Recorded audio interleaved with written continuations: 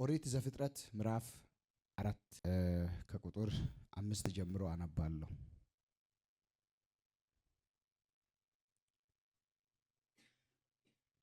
እግዚአብሔርም ወደ አቤልና ወደ መስዋዕቱ ተመለከተ፣ ወደ ቃየልና ወደ መስዋዕቱ ግን አልተመለከተም። ቃየንም እጅግ ተናደደ፣ ፊቱም ጠቆረ። እግዚአብሔርም ቃየንን አለው፣ ለምን ተናደድህ? ለምንስ ፊትህ ጠቆረ? መልካም ብታደርግ ፊትህ የሚያበራ አይደለምን? መልካም ባታደርግ ግን ኃጢአትህ በደጅ ታደባለች፣ ፈቃዷም ወደ አንተ ነው። አንተ ግን በእርሷ ንገስባት። ቃየንም ወንድሙን አቤልን ና ወደ ሜዳ እንሂድ አለው። በሜዳም ሳሉ ቃየን በወንድሙ በአቤል ላይ ተነሳበት፣ ከዛ ገደለውም። ቁጥር 9 እግዚአብሔርም ቃየንን አለው፣ ወንድሜ አቤል ወዴት ነው? እርሱም አለ፣ አላውቅም፣ የወንድሜ ጠባቂው ነኝኒ? እኔ ነኝኒ አለው። ምን አደረጊ? የወንድሜ የደሙ ድምፅ ከምድር ወደ እኔ ይጮሃል። አሁንም የወንድሜን ደም ከእጅ ለመቀበል አፏን በከፈተች በምድር ላይ አንተ የተረገሚ ነህ። ምድርንም ባረሲ ጊዜ እንግዲህ ኃይሏን አትሰጥህም። በምድርም ላይ ኮብላይና ተቅበዝባዥ ትሆናለህ። ቃየንም እግዚአብሔርን አለው፣ ኃጢአቴ ልሸከማት የማልችላት ታላቅ ናት። እነሆ ዛሬ ከምድር ፊት አሳደደኸኝ፣ ከፊትህም ይሰወራለሁ። በምድር ላይ ኮብላይና ተቅበዝባዥ ይሆናለሁ። የሚያገኘኝ ሁሉ ይገለኛል። እግዚአብሔርም እርሱን አለው፣ እንግዲህ ቃየንን የገደለ ሁሉ 7 እጥፍ ይበቀልበታል። ኢየሱስ ያድናል። አሜን በሏ። በጣም የሚገርም ነገር ነው የምናየው በመጽሐፍ ቅዱሳችን፣ በተለይ በምዕራፍ 4 ላይ ዘፍጥረት። ሁለቱም የአንድ እናት የአንድ አባት ልጆች ናቸው። እንደምታውቁ ታሪካቸው ቃየልም አቤልም የአንድ እናትና የአንድ አባት ልጆች ናቸው። የአዳምና የሔዋን ልጆች ናቸው እና ሁለቱም ደግሞ የተለያየ ስራ አላቸው። ቃየል ስራው ምንድን ነው ይለናል መጽሐፍ ቅዱስ? አራሽ ነው አይደል? ገበሬ ነው፣ አራሽ ነው፣ በእርሻ ነው የሚተዳደረው። አቤል ደግሞ የበግ ጠባቂ ወይም በጎችን የሚያረባ፣ በዛ መንገድ ነው እንግዲህ ገቢ የሚያገኘው።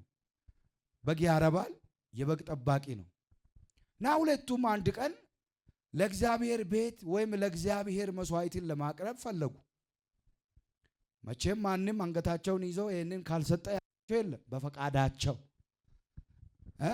በፈቃዳቸው አቤልም ከሚጠብቀው ከበጎቹ መካከል ለእግዚአብሔር የተሻለውን የሰባውን ወፍራሙን ለእግዚአብሔር ቤት ለይቶ ይዞ መጣ። ቃየልም ደግሞ ከእርሻው ይሆናል ያለውን ይዞ መጣ። ወደ እግዚአብሔር ፊት ሁለቱም ቀረቡ። ቃየል ከልቡ አይደለም ለእግዚአብሔር ቤት ከእርሻው ይገባል ብሎ ይዞ የመጣ ደካማ ነገር ነው ይዞ የመጣ። ቆሼውን ሰብስቦ ይዞ የመጣ። አቤል ግን ከልቡ ነው እግዚአብሔርን ስለሚወደው የተሻለውን የሰባውን ነገር ለእግዚአብሔር ይዞ መጣ። እግዚአብሔር አቤልም እንዲሁም ደግሞ መስዋዕቱን ምን አረገው? ተቀበለው ይላል። ክብር ለጌታ ይሁን። አሜን በሏ። አቤል ይህንን በማድረጉ እግዚአብሔርን አስደሰተ። እግዚአብሔር በአቤልና በመስዋዕቱ ተደሰተ። እግዚአብሔር የአቤልን መስዋዕት አሸተተው፣ ተቀበለው። ክብር ለኢየሱስ ይሁን። ዛሬ ማታ ልባርካችሁ። እግዚአብሔር ጸሎታችሁን ይቀበል። እግዚአብሔር መስዋዕታችሁን ይቀበል። እግዚአብሔር አገልግሎታችሁን ይቀበል። እግዚአብሔር ለስሙ ክብር የምታደርጉትን ሁሉ መልካሙን መዓዛ እግዚአብሔር ያሽትት። አሜን። እግዚአብሔር አቤልንም መስዋዕቱንም ሲያይ ከልብ የቀረበ መስዋዕት ነው። የተከሸነ መስዋዕት ነው። እግዚአብሔር ደስ የሚሰኝበት መስዋዕት ነበር ይዞ የቆመው። እግዚአብሔር ተቀበለ። እግዚአብሔር በአቤል መስዋዕት ባደረገው ነገር እግዚአብሔር ልቡ በጣም በደስታ ተሞላ። ቃየልን ሲመለከተው ግን ቃየል ደግሞ እግዚአብሔርን ደስ የሚያሰኝ ነገር አይደለም ይዞ የቀረበው። እግዚአብሔር የቃየልን መስዋዕት ምን አላለም? አልተቀበለም። እግዚአብሔር ስላልተቀበለው ቃየል ደግሞ በማ ላይ ተነሳ? በወንድሙ ላይ። በሉ እስቲ በማ ላይ? ቃየል በማ ላይ ነው የተነሳ? በወንድሙ ላይ። አጠገባችሁ ያለውን ሰው በወንድሜ ላይ አትነሳ በሉት ባካችሁ። በደንብ ንገሩ፣ ፊቱን እያያችሁ። መቼም ይከብዳል አይደል ቃሉ። ጨምራችሁ በወንድሜ ላይ አትነሳ፣ በእህትሽ ላይ አትነሺ፣ እግዚአብሔር ይፈውስሽ በሏት። ዛሬ በዘመናችን እኮ በወንድም ላይ እየተነሳ ያለው ጴንጤው ነው። እግዚአብሔር ከጴንጤ ሟርት ይጠብቃችሁ። ይከብዳል። ከጴንጤ ሟርት ጌታ ይጠብቅሽ በሏት። ተጠገባችሁ ያለችው ከምራገሙ ሰዎች እግዚአብሔር ይጠብቅሽ። አንተ ጾም ጸሎት ይዞ ከምራገሙ መድኃኔዓለም ይገላግልሽ። እንደገና ጨብጦና በወንድሜ ላይ አትነሳ በሉት።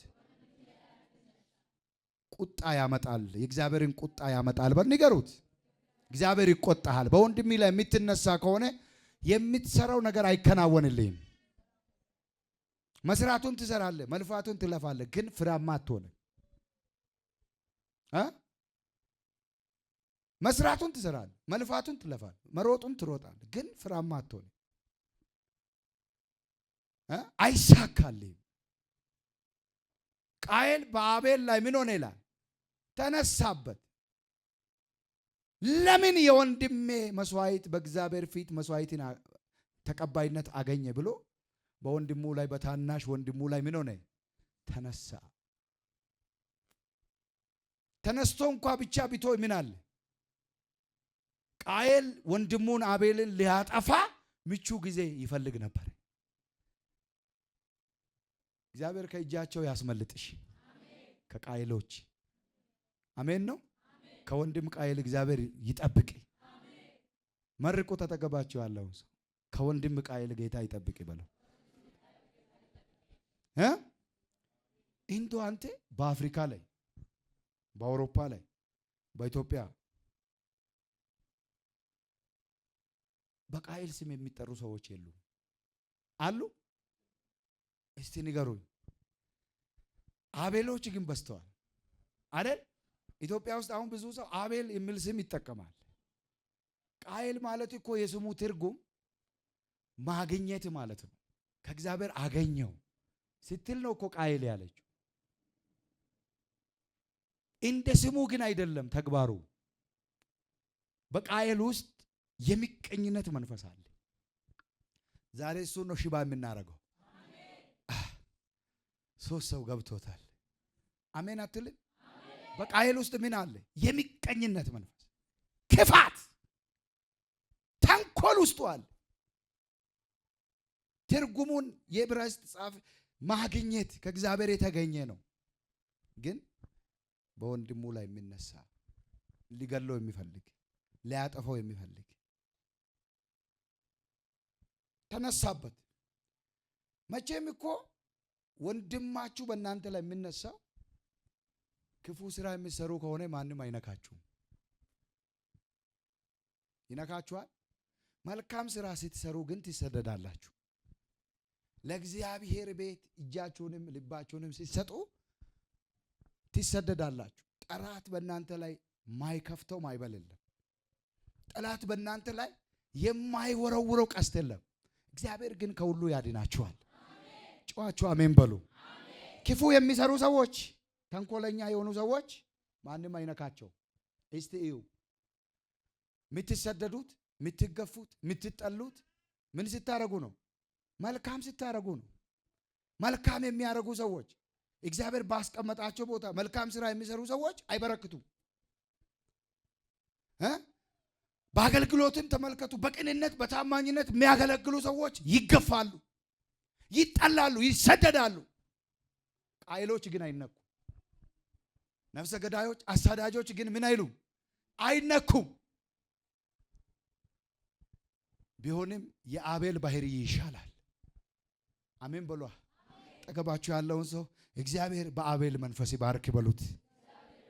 በቅንነት ይባርክ በሉት። በመልካምነት ይባርክ በሉት። በአቤል ውስጥ ምን አለ? ቅንነት አለ፣ ታማኝነት አለ፣ ለእግዚአብሔር መሰጠት አለ። ልባርካችሁ። እጃችሁን ዘርጉ። እግዚአብሔር በቅንነት ይባርካችሁ። እግዚአብሔር በታማኝነት ይባርካችሁ። በጌታ በኢየሱስ ስም በአቤል ውስጥ ያለው መልካምነት ዛሬ ማታ በአንቺም ውስጥ ይፍሰስ፣ በአንተም ልብ ውስጥ ይፍሰስ። እግዚአብሔር በመልካም ነገር ይባርክ። ለሁለት ለሶስት ሰው ብትባርኩ ደስ ይለኛል። ፈገግ ብላችሁ በዚህም ያለውን ሰው ጨብጡትና በአቤል ውስጥ ያለው መልካምነት በሉት፣ ለእግዚአብሔር መሰጠት በሉት፣ ለአንተም ይሁንልህ በሉት። አሜን አሜን። መልካምን ነገር የሚሰሩ ሰዎች መታሰቢያቸው ለዘላለም ይኖራል። ወደዳችሁም ጠላችሁም መልካም የምትሰሩ ከሆነ እግዚአብሔር መልካምነታችሁ በምድርም በሰማይም የሚጠፋ አይሆንም። እግዚአብሔር የማይጠፋ መዝገብ ይክፈትላችሁ። ጫዋችሁ አሜን በሏ። ራንዳ ካማንቲያስ ይሄ ተንኮለኛው አቤል፣ ይሄ ክፉ አቤል፣ ልቡ በክፋት የተሞላ አቤል አንድ ቀን ወንድሙን ሲያባብለው እናያለን። ና ወደ ሜዳ እንውጣ፣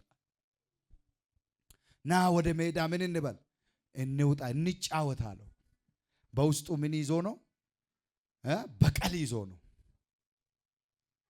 ዛሬም ከበቀለኞች እግዚአብሔር ይሰውራችሁ። ቤታችሁን ለመናድ ከሚፈልጉ የበግ ለምድ ለብሰው ከሚገቡባችሁ 7 ሰዎች ጌታ ይታደጋችኋል። መጥቼ እጅ አልጭንብሽም፣ ግን መልእክት ስሚ።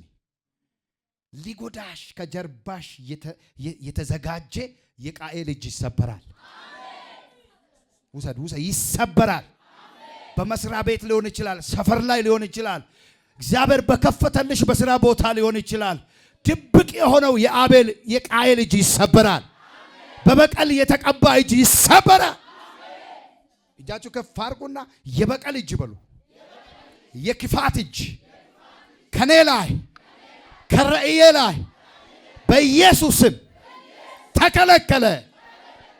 እያየው ነው እዚህ ጉባኤው 7 ሰዎች በቀለኛ እጅ ከህይወታችሁ ላይ ተከለከለ። ደም ሊያፈስ በእናንተ ላይ በቀል ሊያደርግ የተዘጋጀ ድብቅ እጅ ተሰበረ። ተናግሮኛል መንፈስ ቅዱስ። እግዚአብሔር ከበቀለኛ ይጠብቅ። ቂም ቋጥሮ ከሚንቀሳቀስ እግዚአብሔር ይጠብቅ።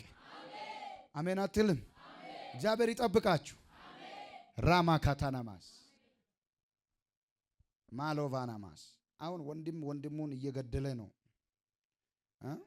ለእንጀራ ጉዳይ ብሎ ከሀገር ወጥቶ በሰው ሀገር እየሞተ ሬሳው እየተጫነ ነው።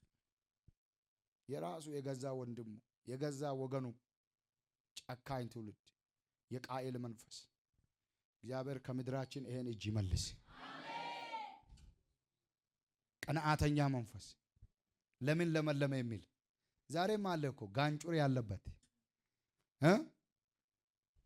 እሱ ከማበልጦ ነው የሚል መንፈስ።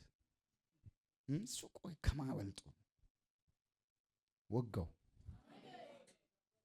ጨዳስ በሉ እስቲ፣ ወጋው በሉ እስቲ። ተወጋዩ እንዲህ እያለኝ ነው መንፈስ ቅዱስ ለልቤ። ወጥመዳቸው ተሰበረ። የቆፈሩት ጉድጓድ ተዘጋ። ጃዳጋማንታስ ዛሬ የለም በምድራችን የቃኤል መንፈስ።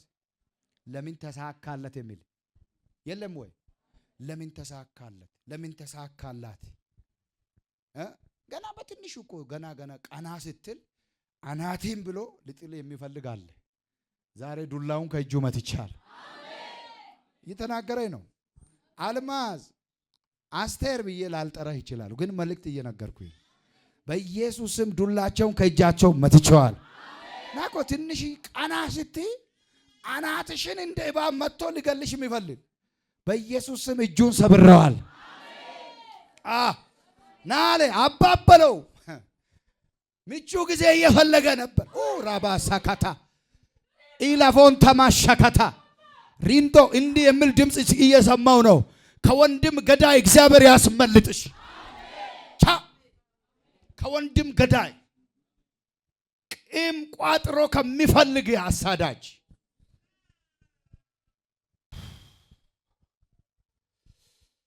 አሁን እኮ በጌታ ወንድም የሆኑ ናቸው ያስቸገሩ። ሲታየው ግን የጌታ ልጅ ነው፣ ቦርን አጌን ያደረገ ነው። ግን ሐሜተኛ ማን ነው? እሱ ነው። ፌስቡክ ላይ ቲክቶክ ላይ ቁጭ ብሎ ስም የሚያጠፋ ማን ነው? እሱ ነው። ሃሌሉያ የሚል ጥቁር መጽሐፍ ከላይ ጥቁር የሆነው መጽሐፍ ይዞ የሚሄድ በር ዘጊ ማን ነው? እሱ ነው። አይ እሱን እንዳትጋብዙት የሚለው እኮ እሱ አይደለም። እናንተ ያው አገልጋዮች ስላልሆናችሁ ነባችሁ ምቹ ጊዜ ይፈልጋል። ና አለ ና እንጫ እኔ ወንድሜ አይደለም ታላቂ አይደለም። ይሄ ደግሞ አቤል ደግሞ ምስኪን ነው። ሰው ያምናል። ሰው የሚያምን ሰው አቤል ደስ አይልም። እሱ እኮ እዚህ ውስጥ ሳንጃውን ቀብረዋል። እቺ አደገኛዋን ሴንጤዋን እዚህ ውስጥ ይዘዋል። ይሄኛው ደግሞ ልቡ ቅን ነው። እግዚአብሔር በልብ ቅንነት ይባርካችሁ። ግድ የለሽም ቅንነት ይሻላል። ሊባርካችሁ 20 ሰዎች እግዚአብሔር የቅንነትን መንፈስ ሊቀቅባችሁ። ታይ ኢትን የምትወዱበትን ወንድምን የምትወዱበትን ጸጋ እግዚአብሔር ያብዛላችሁ፣ ያብዛልሽ። መጽሐፍ ሲናገር የቅኖች ትውልድ ትባረካለች፣ ዘሩ በምድር ላይ ኃያል ይሆናል። የማ ትውልድ? የቅኖች ትውልድ ምን ትላለች? ትባረካለች፣ ዘሩም በምድር ላይ ኃያል ይሆናል። ቅንነት የበረከትን ደጅ ይከፍታል። ጠገባችሁ ያለው ሰው ጨብጡና ቅንነት የበረከትን ደጅ ይከፍታል በሉ። የክብር ደጅ ይከፍታል በሉ። ቅን ከሆንክ በሉ እየተገፋ ትበዛለህ በሉ። ቅን ከሆንክ በሉ ስሜን እያጠፉ ምድሪቷን ትወርሳለህ። 20 ሰዎች ላይ እግዚአብሔር ሰማያዊ ታፔላ ለጠፈባችሁ። ቅንነት አሜን። ቅንነት ቅን ነው። አቤል ምስኪን የክርስቶስ ልብ ነው ያለው። ጌታን የሚወድ ልብ ነው ያለው። አሜን። ጌታን ይወዳል በጣም። ልቡ ቅን ነው፣ ትሁት ነው። ወንድሙ ና ስለው እሺ ብሎ ሄደ። ከዛ ይሄ ደግሞ ቂም ቋጥሯል። ውስጡ ለምን ይዟል? ቂም፣ ክፋት ይዟል፣ ተንኮል ይዟል። ከዛ ልክ ሜዳ ላይ እናት አባት በሌለበት ዘመድ በሌለበት ጭንቅላቱን ቀጥቅጦ ገደለው። ልክ እንደገደለው ፖሊስ አይደለም የመጣው። ወንድሜን ገለ አታመልጥም በለው አጠገብ ያለውን ሰው። ጌታ 100 ጊዜ ይባርከኝ። ወንድሜን ገለ እግዚአብሔር አላየም ብለ ደሙን ጠጥተ ስጋውን በልተ አታመልጥ። የዛሬ ግድያ ደግሞ እንደዚህ እኮ በእንትን ወቅቶ መግደል አይደለም፣ በምላስ የሚገል ስንት አለ። አቤት በምላሱ እኮ የሚገል ማአት እኮ ነው። ዛሬ ከእጃቸው አስመለጥኩ። ውሰዱ ከእጃቸው ዛሬ አስመለጥኩሽ። እየፈሰሰ ነው እኮ የእግዚአብሔር ድምፅ የእግዚአብሔር ቃል ራማ ካታላባ ከእጃቸው ዛሬ ምሽት በጌታ በኢየሱስ ስም አስተፋውሽ። ማንቶ ዘካታቫ በምላሱ እኮ የሚገል ብዙ ነው። በምላሱ እኮ ጨርሶ ነው የሚመጣው። ሊባርካችሁ ከቃየል መንፈስ እግዚአብሔር ይታደጋችሁ። መቼ እንደሚገል አታውቅ። ሰኞ ይግደልህ፣ ማክሰኞ አታውቀው። ቃየል ክፉ ነው። እያመንከው ይገልሃል። ራስን ሰጥተ ልቡን ሰጥተው አንተን ይደፋሃል። ዛሬ ሊደፉ ከተዘጋጁት መድኃኔዓለም ያስመልጠሃል። ህልምህን ለመግደል ራእይህን ለመግደል ድብቅ አጀንዳ ይዘው ከሚንቀሳቀሱ ቃይሎች መድኃኒዓለም ያሻል።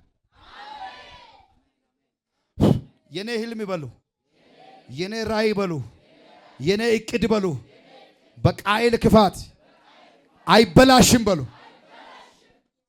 ስንት እቅድ፣ ስንት ህልም የነበረው፣ ስንት ራእይ የነበረው ወንድሙን አቤልን ገደለው። ራእይ ያለው ሰው እኮ ነው። ህልም ያለው ሰው ነው።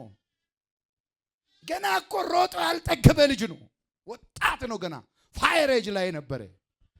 ገና ስንት ስራ ይሰራል። ይሄ ክፉ ወንድም ግን ጨክኖ ገደለው። ከሚገሉ ወንድሞች እግዚአብሔር ያስመልጣችሁ። ገደለው። ደም አፈሰሰ። ከዛ ፖሊስ አልመጣም፣ ፌደራል አልመጣም፣ እግዚአብሔር ራሱ መጣ። አየ ወንድሜን ገላ የምታመልጥ መሰለ። የሆነ ቀን እግዚአብሔር ማንቁርቲን ይይዛል። ከሰው ብሸሽግ እግዚአብሔር ያያል። ለጥቂት ጊዜ ከሰው ልትደብቅ ትችላለህ። ከእግዚአብሔር ግን የሚደበቅ ነገር የለም። ከሰው ደብቀ የምትሞርደውን ብለዋ መድኃኒዓለም ያያል። ከእግዚአብሔር አይን የተሰወረ ነገር የለም። እግዚአብሔር ያያል። በእግዚአብሔር ፊት ሁሉ ነገር ምን ያለ ነው? የተገለጠ ነው። ከሰው ደብቀ የምትበጠብጠው መድኃኒዓለም ያያል። ለእኔ ጁስ የሰጠ ይመስል አንዱ ፓስተር እያገለገልኩ መድረክ ላይ አምጥቶ መርዝ ጉብ አረገ። እንደዚህ ሃይላንድ ላይ እኔ በቃ እሳት ውስጥ ሆኜ እያገለገልኩ ነው። ምንም አላውቅም።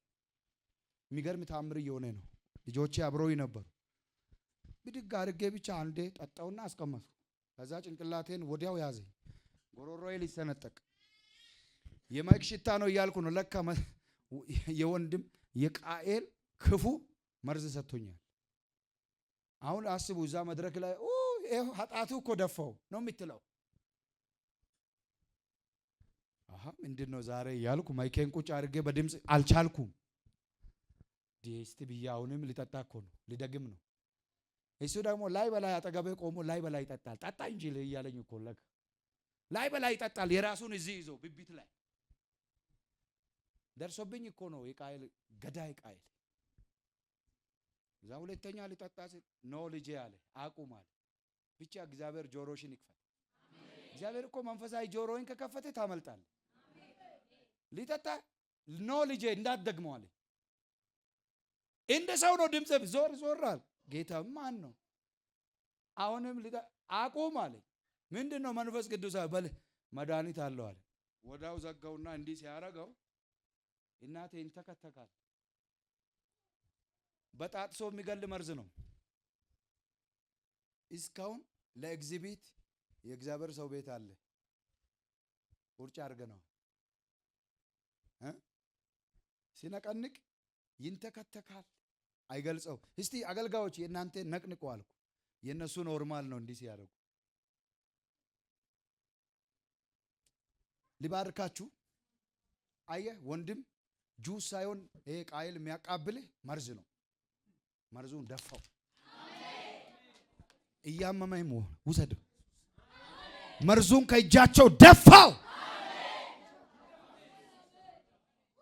ታያ ራባሳ ካታ ሼባ ባባባባ ሩማ ካዶሳ ካታ አራ ሶስት ሰዎች እግዚአብሔር እንዲያ ከተቀጠረላችሁ ሞት አስመለጥኳችሁ።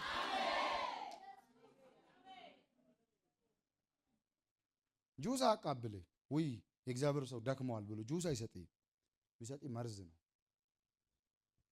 እግዚአብሔር በጸጋ ከፍ ሲያደርግ ቅባት ሲጨምር ሞገስ ሲጨምር ኢኮኖሚካሊ ራሱ እኮ ከፍ ስትል ሊቀረንጥሱ ነው የሚፈልጉት። እግዚአብሔር ከእጃቸው ያስመልጥ። ገደለው። መጣ እግዚአብሔር ወንድምን ገለ አታመልጥም አለው። ይፈርድብያለሁ አለው። ይፈርድብያለሁ አታመልጥም አለው። እናት አባቱ እኮ የሉ። እግዚአብሔር ደሙን አየ። እግዚአብሔር ሜዳ ላይ ወደቀው ሬሳውን አየ። የሰማይ አሞራ የመጣ ይቦጭቀው አየ። እግዚአብሔር ከእግዚአብሔር አይን የሚሰወር የለም። መጣ ፈርድብያለሁ አለ። መጀመሪያ እግዚአብሔር ጠየቅ፣ ወንድሜ የት አለ አለ። በእግዚአብሔር ላይ ማሾፍ እኔ ምን አውቃለሁ አለ። እኔ ወንድሜ ጠባቂ አይደለሁም አለ። ከእግዚአብሔር የሚደበቅ የሚሸሸግ ኃጢአት የለም። እኔ አይቻለሁ ያረከውን አለው እግዚአብሔር። ደሙን ስትደፋ እኮ አይቻለሁ አለ። ጭንቅላቱን ሰንጥቀ ስትገለው አይቻለሁ አለው። ከዛ መወትወት ጀመረ። እግዚአብሔር ፈረደበት። ትቅበዘበዛለህ አለው። አታርፍም። በዘመን ሁሉ በእድሜ ዘመን ሁሉ ተቅበዝባዥ ትሆናለህ አለው። እግዚአብሔር ከዚህ ይጠብቃችሁ። ተንኮለኞች ምንጊዜም ወዳጆች ማረፊያ የላቸውም። በደንብ ስሙ፣ ጆሮአችሁን ከፍታችሁ። ተንኮለኞች በሰው ጀርባ ክፉ የሚያስቡ ያረፉ ይመስላሉ፣ ግን አያርፉ። የተሻለ ኑሮ የሚኖሩ ይመስላል፣ አይደለም።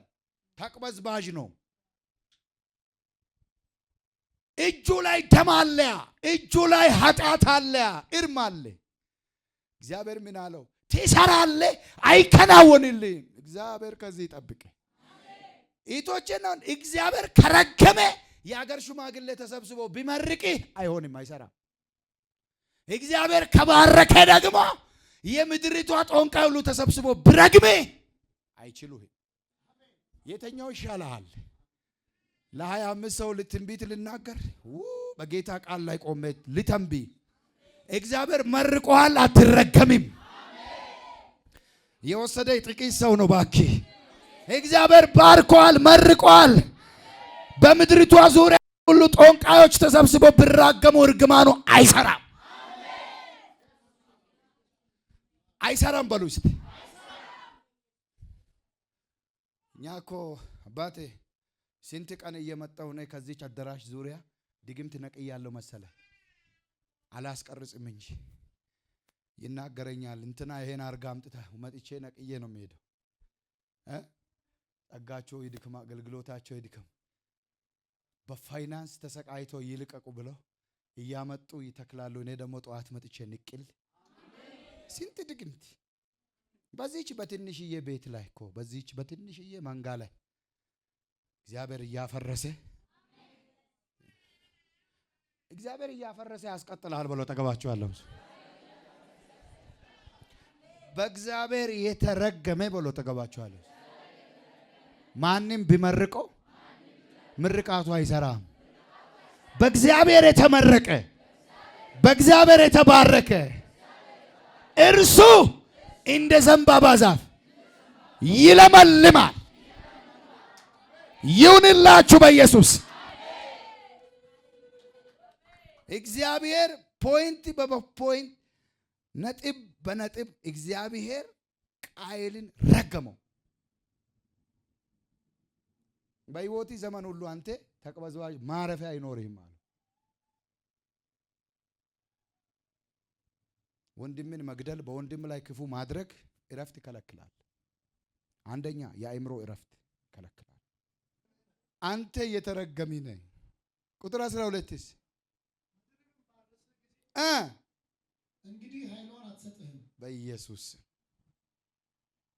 ምድርን ምን ባረግ ጊዜ ባረስ ጊዜ ታርሳለህ፣ ትዘራለህ፣ ግን የምታገኘው